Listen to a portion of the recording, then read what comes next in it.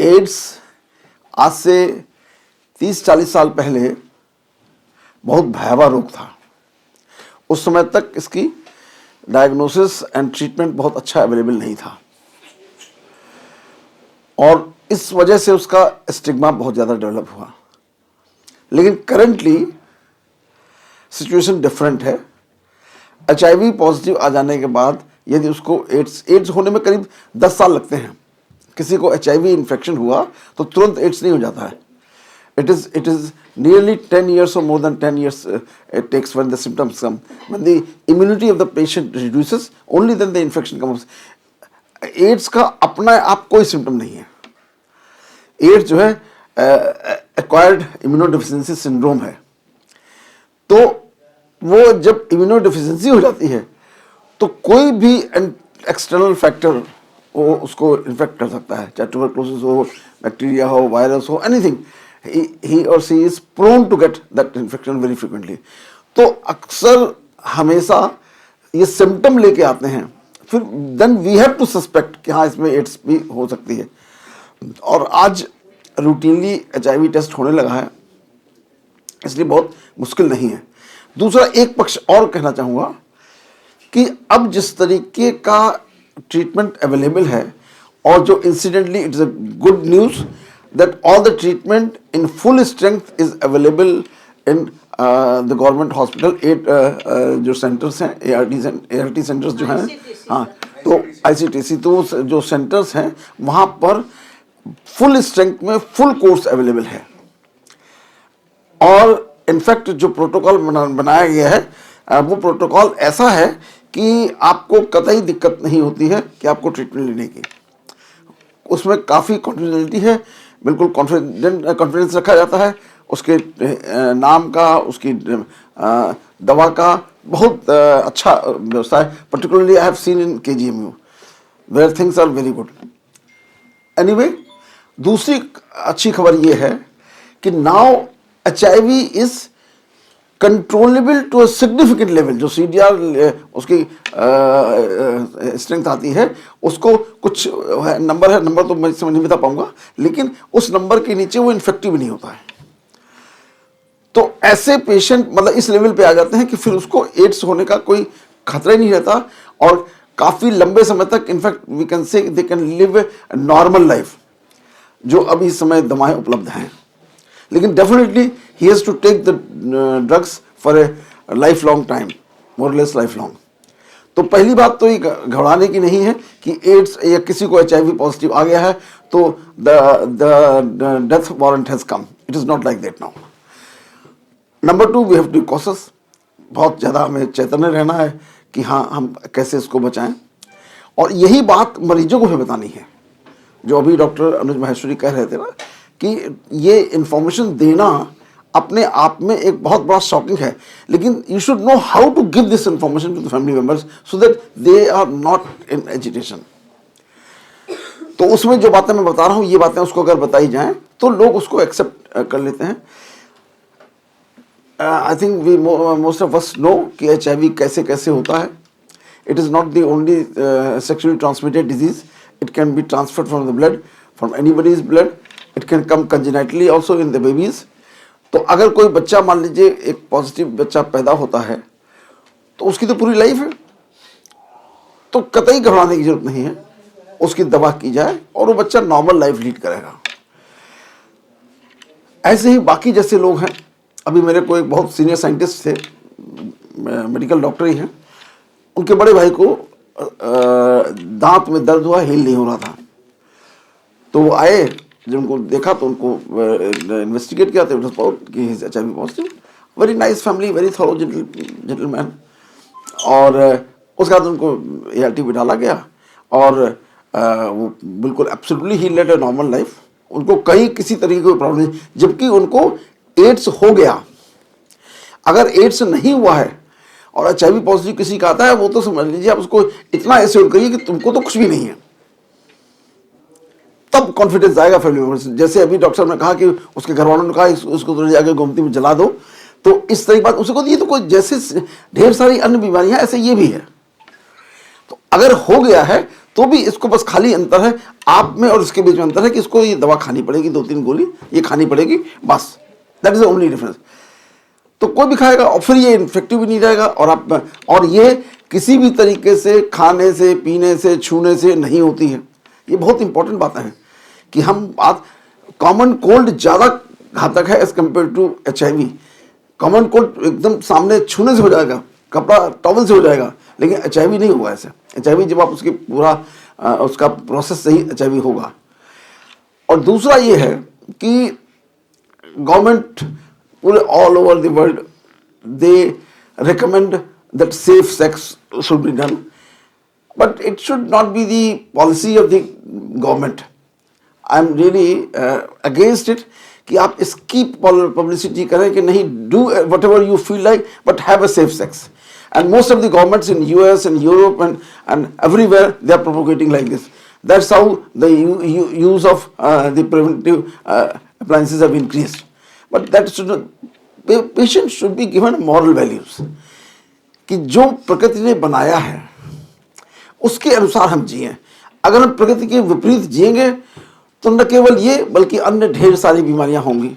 बीमारियां तो ऐसी हैं कि वो सिर्फ जब हम, बीमारियां होती कब हैं?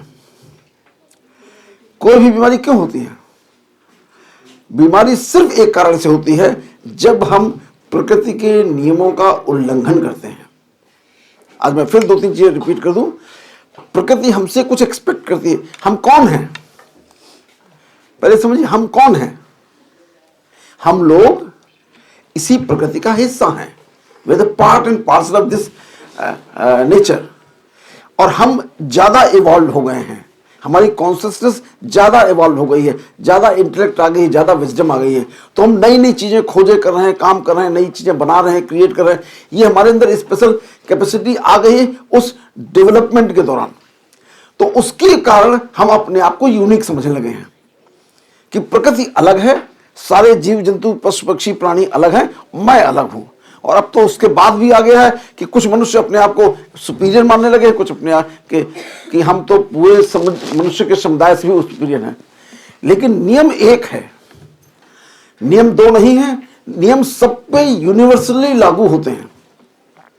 हर मनुष्य पे उतने ही नियम लागू होते हैं जितने और लोगों पे लागू होते हैं।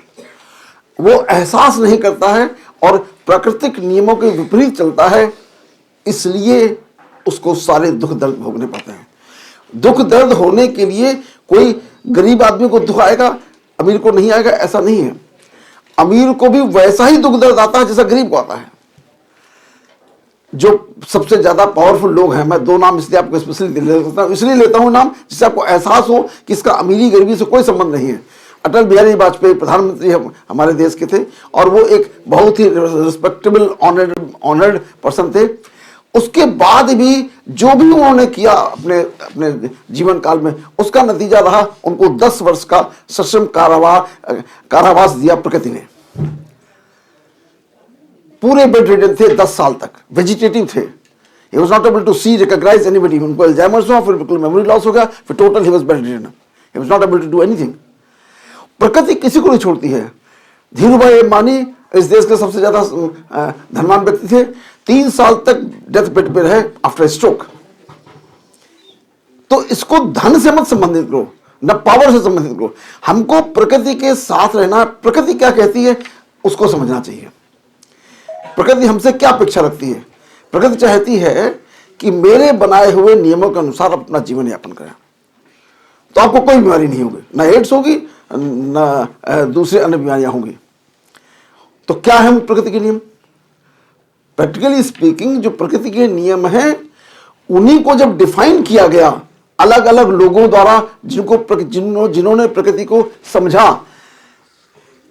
वही धर्म है।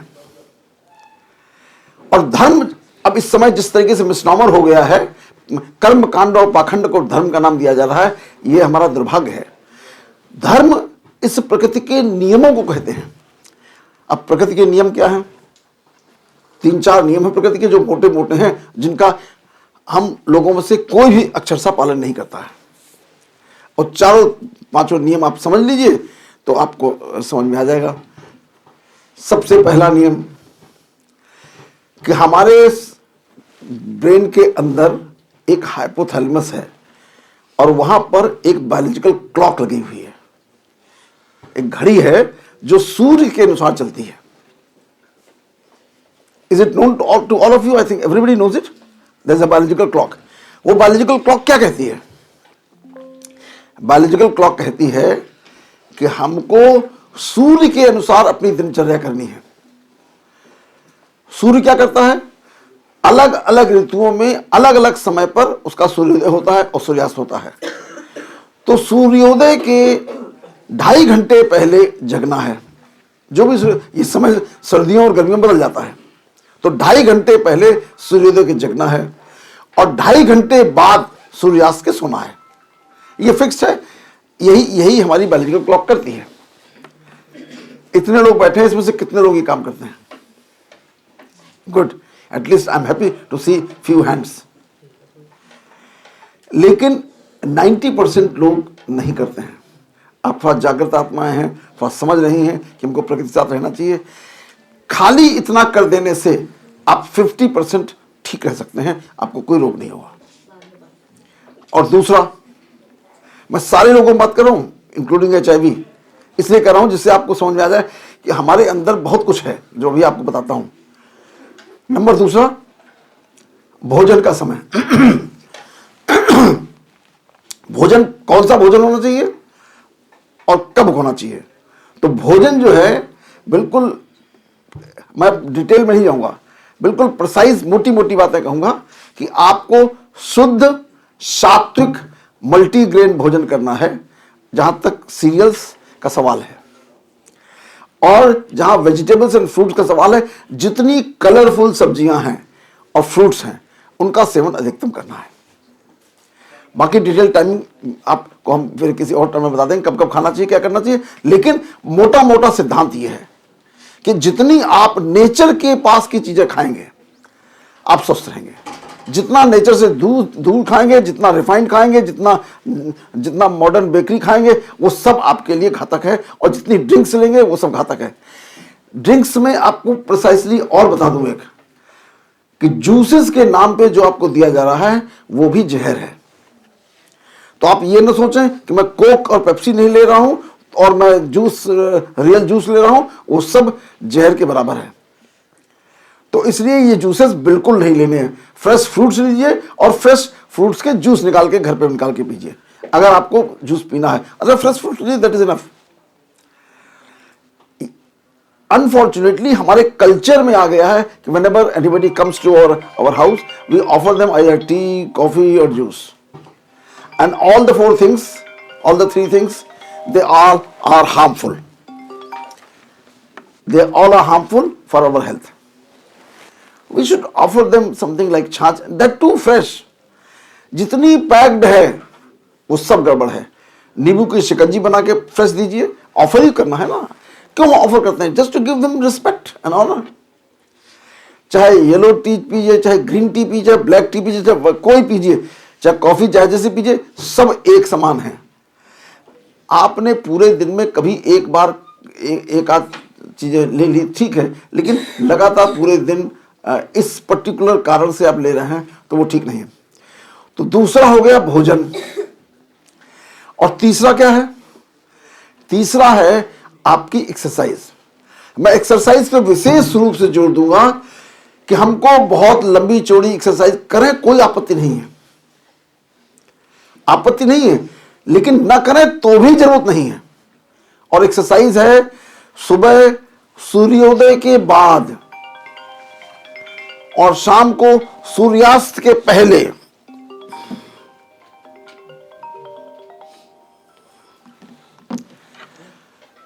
आपको शाम को आधा घंटा और सुबह 45 मिनट ब्रिस्क वॉक, फास्ट तेज, दौड़ सके दौड़िए, ना दौड़ सके तेज चलिए, दैट इज गुड इनफ। क्यों? सूर्य का क्या रोल है इसमें? क्यों ये 2 शब्द जोड़े कि सूर्योदय के बाद और सूर्यास्त के पहले? राइट। अगर हमने हम जिस तरह जिम में एक्सरसाइज करते हैं, जहां मोस्ट एनएरोबिक एनवायरनमेंट होता है, इट इज वेरी हार्मफुल। आज की स्टडीज में यह पाया जा रहा है कि जितने लोग जिम में एक्सरसाइज करते हैं, उनकी डेथ जिम में ही बहुत ज्यादा हो रही है। और कई लोगों के जो पॉपुलर हैं उनके आपको नाम भी पता है। तो वो जिम की एक्सरसाइज सबसे ज्यादा हार्मफुल है। अगर आप अफोर्ड कर सकते हैं तो जिम अपने घर में बनाइए, एक आध दो लगाइए और ओपन एयर में रखिए जहां हवा आए। बंद में रखने से वो एक आपके लिए फायदे से ज्यादा नुकसान करती है। और बाकी जो सबसे ज्यादा आसान है, इसमें कोई इक्विपमेंट नहीं लगता, वो योगिक एक्सरसाइजेस हैं।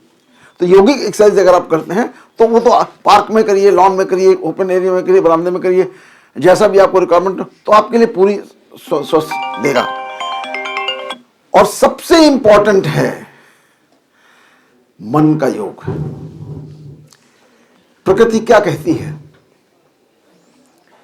प्रकृति कहती है कि जितने भी प्राणी इस संसार में हैं ये सब सिम्बायोसिस में रहते हैं, एक दूसरे पर निर्भर हैं, एक दूसरे का भला करते हैं। तो जानवर तो सब बिल्कुल मैनेज हैं। आप देखिए पक्षियों के झुंड हजारों की संख्या में एक साथ चलते हैं। और मनुष्य कब चलते हैं? जब आर्मी में बंदूक लेके चलते हैं, डंडे के जोर पे चलते हैं। कभी सामूहिक रूप से लोगों को बहुत कम, सिर्फ आध्यात्मिक जहां चेतना होती है वहीं पर सामूहिक रूप से लोग, हजारों लोग एक साथ काम कर रहे होते हैं, अन्यथा नहीं, सबका मन भटक रहा होता है। तो मानसिक एक्सरसाइज सबसे ज्यादा जरूरी है, क्योंकि सारे रोगों, ये जितनी चीजें हमने बताई, इनमें सारे रोगों में जो रोकथाम जो करने का काम है वो सिर्फ मानसिक योग से होता है। और वो क्या है कि अगर हम ये नहीं करते हैं तो ये सब कुछ कर ले हम, तो हमारा कुछ भला नहीं हो सकता है। ऐसा क्यों? और मानसिक योग है क्या? मानसिक योग ये है कि हम अपने आप को ये महसूस कराएं, याद दिलाएं, एक ही मोटा सा फंडामेंटल है कि जितनी हम शरीर की आसक्ति है, जो संसार की आसक्ति है, जो अट्रैक्शन है चारों तरफ, रंग बिरंगी बत्तियों का, रंग बिरंगे कपड़ों का, पूरे संसार की हर आवश्यकता का, ये सिर्फ इस शरीर का आकर्षण है। इसलिए हम सारे इस शरीर के आकर्षण में सारे विकार पैदा करते हैं कि सब कुछ हो, सब मुझे मिल जाए और किसी को न मिले। अगर किसी को मिल जाए तो भी मुझे कष्ट है।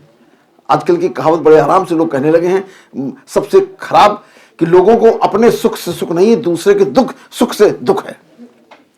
आजकल ये कहावत कही जाने लगी है। सबसे निकृष्टतम स्तर है कि हमें दूसरे की खुशी से मुझे गम हो रहा है।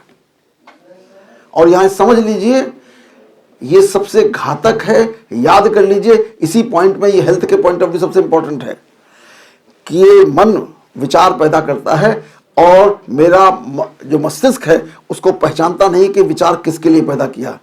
मैंने द्वेष इनके लिए पैदा किया, इनके लिए पैदा किया, क्रोध इनके लिए किया, इनके लिए किया, इनके विनाश की मन में संकल्प लिया कि इनका नुकसान हो जाए, इनका बर्बाद हो जाए, मेरा सब कुछ अच्छा हो जाए, इनका सब खराब हो जाए। ये किसने किया विचार? ये विचार मैंने किया, मैंने स्वयं किया अपने मन में। तो ये नहीं पहचानता कि विचार हमने किसके लिए किया है। तो ये प्रकृति कहती है इसको दुख पसंद है। आपने तो कहा इसका दुख मुझे पसंद है, वो समझती नहीं इसको दुख पसंद है और आपको घनघोर महा दुख में लाके पटक देगी। आप जान ही नहीं पाएंगे कि ये दुख इतने कहां से आ गए और क्यों आ गए। वास्तव में वो दुख हमने बुलाए हैं, स्वयं बुलाए हैं। तो इसलिए हमें हर एक, यही प्रकृति का संदेश है कि हमें हर एक व्यक्ति के लिए प्रेम करना है, सत्य निस्वार्थ प्रेम करना है, सबके कल्याण का भाव रखना है, सबका भला हो, इस भाव से पूरा जीवन जीना है, सुबह से लेकर शाम तक। तो मुझे कुछ नहीं होगा, कोई बीमारी नहीं हो सकती है, क्योंकि हमारा शरीर बीमार होने के लिए नहीं बनाया था। हमारे इस प्रकृति ने बनाया था कि हमने एक अल्टीमेट, आप सोचिए कोई आप चीज बनाते हैं कि हमारी सर्वश्रेष्ठ कृति है, आप उसके लिए सोचते हैं ये हर तरीके से परिपुष्ट है। अब बच्चा हो, पेंटिंग हो, काम हो, उसके प्रति कितना प्रेम होता है। और इसको प्रकृति ने बनाया। हेलो जी,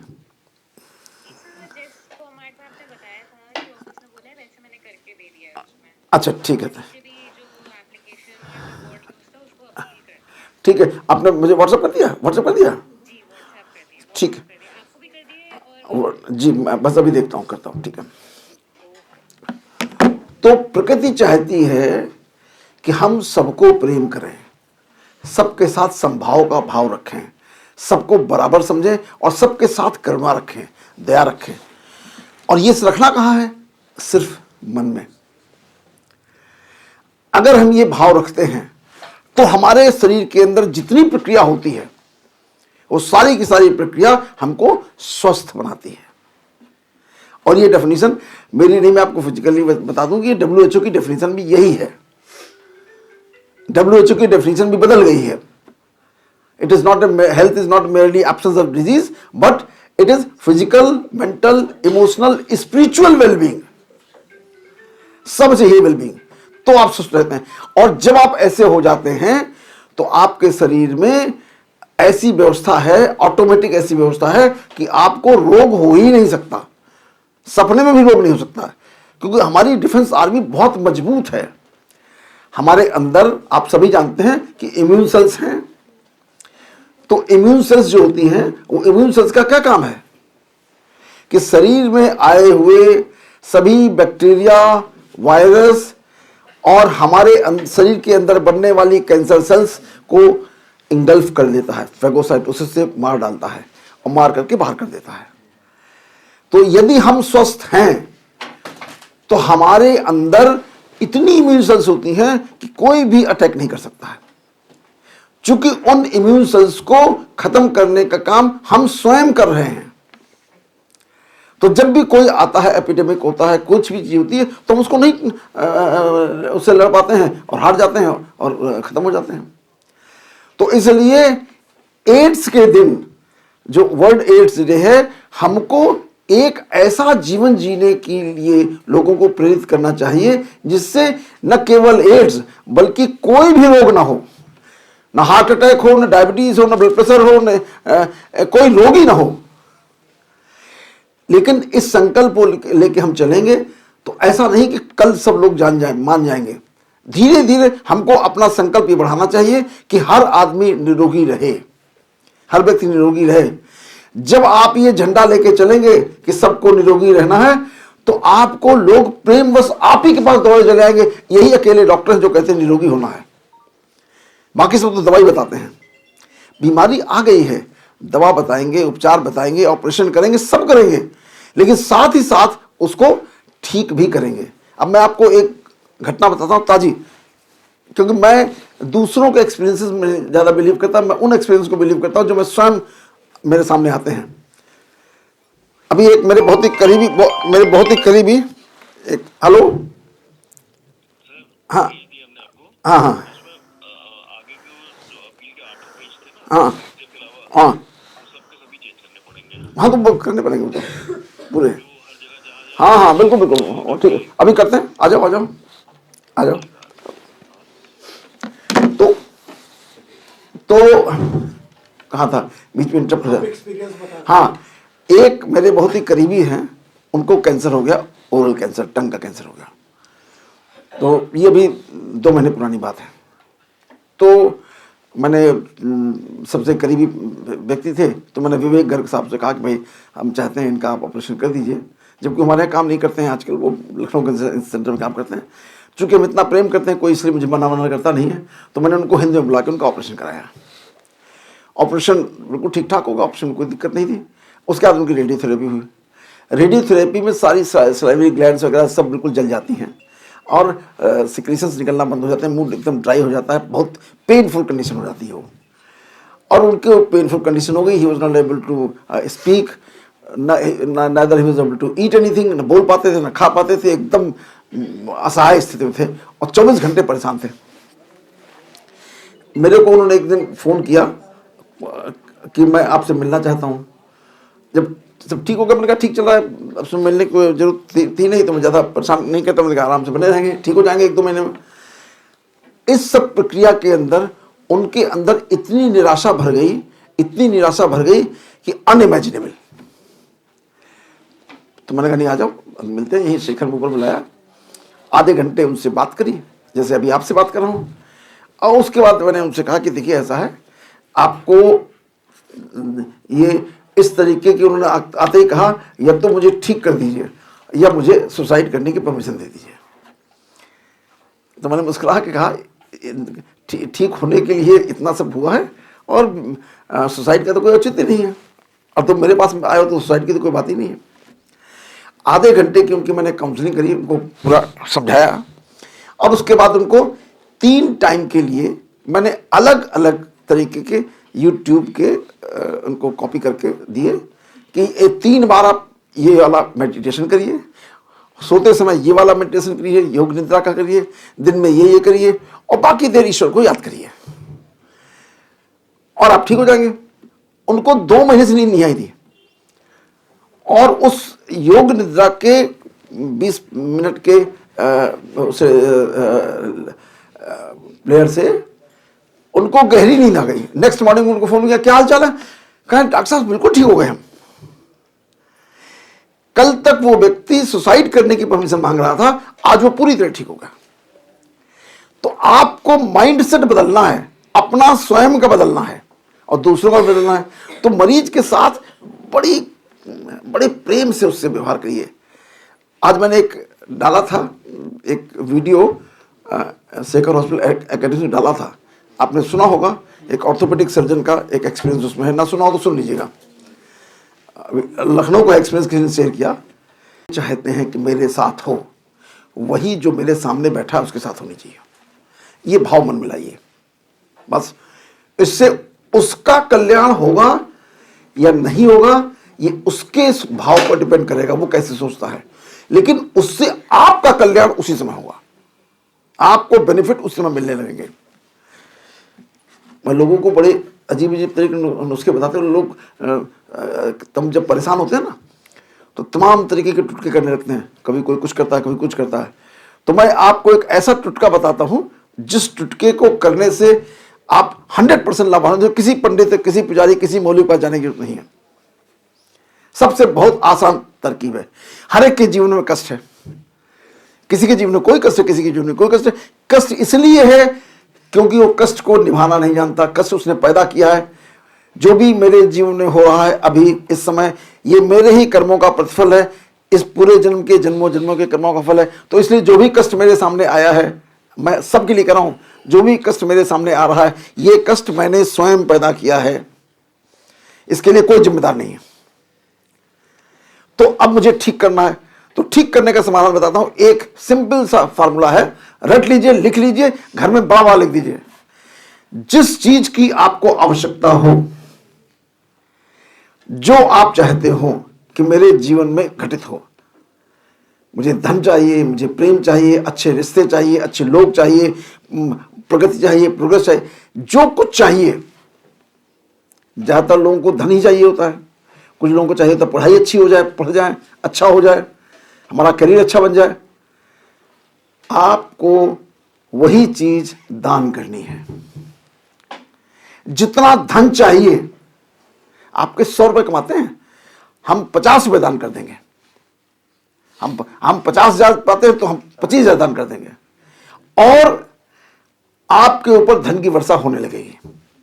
नंबर 2, आप चाहते हैं कि मेरे बच्चे अच्छा पढ़ें, आप दूसरों के बच्चों को ढूंढ ढूंढ करके, स्कूलों में जा जा करके बच्चे सिलेक्ट करके उनको पढ़ाइए, उनको स्कॉलरशिप दीजिए, उनको किताबें दीजिए, उनको ज्ञान दीजिए, आपके बच्चे टॉप पे हो जाएंगे। आप जो कुछ चाहते हैं आप सब मुझको प्रेम करें, मुझसे कोई प्रेम नहीं करता है, आप प्रेम करना शुरू कर दीजिए। प्रेम भी आप समझ लीजिए, आज की तारीख में तो प्रेम की परिभाषा भी बदल गई है। मुझे बड़ा अफसोस होता है जो हमारे मीडिया ने, हमारे अर्कीज ने सब डेवलप कर दिया है। वासना और मोह को प्रेम कहते हैं, ये दोनों विकार हैं। न वासना प्रेम है, न मोह प्रेम है। प्रेम सत्य निस्वार्थ होता है, हर एक के प्रति होता है। कोई भी व्यक्ति हो, पुरुष हो, स्त्री हो, बच्चा हो, बूढ़ा हो, जवान हो, मरीज हो, डॉक्टर हो, कोई हो, सबके प्रति प्रेम चाहिए। जो भी व्यक्ति, मैं सवेरे जब उठता हूं तो पहला संकल्प करता हूं, हे प्रभु मुझको ऐसी सामर्थ्य दो कि जो भी व्यक्ति मेरे संपर्क में आए उसका कल्याण हो। इस भाव को लेकर हम उठते हैं और सबको यही भाव पैदा करना चाहिए और कोशिश करनी चाहिए। कितना कर पाते हैं कितना नहीं कर पाते हैं वो बात की बात है, लेकिन जब आप कोशिश करेंगे तो मेरा कहना यह है कि यदि आप कोशिश करते हैं तो आपका भला उसी क्षण चालू हो जाता है। तो खाली एड्स ही नहीं रोकना है, हमें सभी बीमारियों से मुक्त होना है। स्वयं जितने भी लोग हमारे संपर्क में आते हैं, जो हमारे अस्पताल में आते हैं, जो मिलने जुलने वाले, सब रोग मुक्त हों, यही ईश्वर से प्रार्थना करनी है हमको। और हमारे शास्त्रों में सब जगह यही बात, सर्वे भवन्तु सुखिनः सर्वे भवन्तु निरामया, सब जगह यही कहा। लेकिन ये कहने से और होने में अंतर है। हमारे हृदय में होना चाहिए। जब मरीज हम देख रहे हैं उस समय होना चाहिए इसका कैसे कल्याण हो, इसका क्या करे, कैसे ठीक हो जाइए, क्या क्या क्या न ऐसा हो कि जिसके इसके सारे दुख दूर हो जाएं। जब दवाई लिखते हैं तब सोचें ये कैसे अफोर्ड करेगा, कैसे पाएगा। जब जांच लिखते हैं तब देखें कैसे आगे करेगा, कौन से तरीके से उसको सस्ती दवा मिल जाए, कौन से इसके सपोर्ट मिल जाए, अस्पताल से मिल जाए, एमआर से मिल जाए, कुछ भी करें।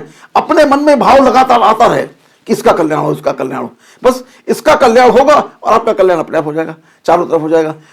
इस विधि के द्वारा हम न केवल एड्स बल्कि अन्य सभी रोगों से अपने लोगों को बचा सकते हैं। एक बड़ी भारी परीक्षा का समय आया था, कोविड के समय भी लोगों ने उसका जितना दोहन किया बहुत अफसोसजनक रहा। मेडिकल फ्रेटर्निटी ने मेहनत बहुत करी, लेकिन बहुत सारे हमारे साथियों ने उसका बहुत गलत दुरुपयोग किया। और जब वो चीज अपने घर में आती है तो बहुत कष्ट होता है हम लोगों को। कोविड के दौरान मैं सुबह 6 बजे से लेकर रात के 12 बजे तक मैं मरीज लगातार देखता था, ऑनलाइन देखता था। हर मरीज को मैं पूरी तन्मयता से देखता था, पूरा इन्वेस्टिगेट और ट्रीटमेंट सब उसी में बताता था। और उसके साथ ही साथ मैंने कुछ 2-3-4 लड़के थे टेक्नीशियन और नर्सिंग असिस्टेंट, इनको मैंने कहा तुम सो जाएंगे, तुम्हें कुछ नहीं होगा, तुम जाओ। और उन सबको उनके घर भेजता था और जा करके वो उसका देखते थे, ट्रीटमेंट बताते थे, उसको देखते थे, इन्वेस्टिगेशन बताते थे, इसमें सिम्टम ये है, ये जांच रिपोर्ट आ गई, ये है, उसी को ट्रीटमेंट बता देता था और सब उसके लगा देता था, सब ड्रिप सब करके। और उसमें मेजॉरिटी लोग ठीक हुए। किसी को मैं एडमिशन के लिए सलाह नहीं देता।